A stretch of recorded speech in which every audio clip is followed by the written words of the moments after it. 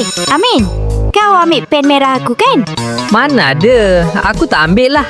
Aku tahu sebab tadi kau tak keluar waktu rehat kan?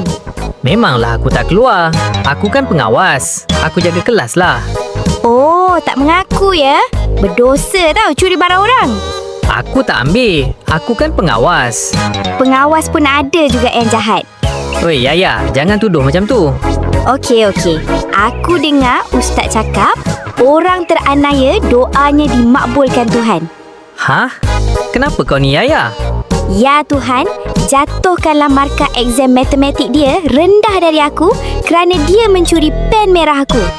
Amin ya Rabbil Alamin.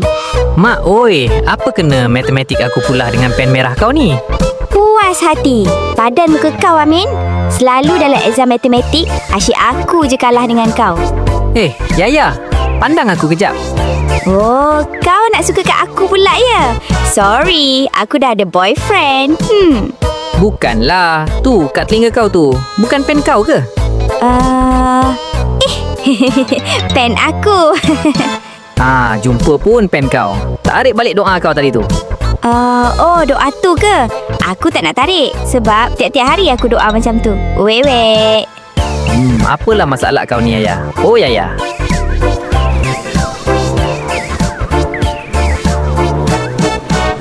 Berdoalah untuk kebaikan dan semak kemarahan kita. Kadang-kadang ia datang dari kelemahan diri kita sendiri.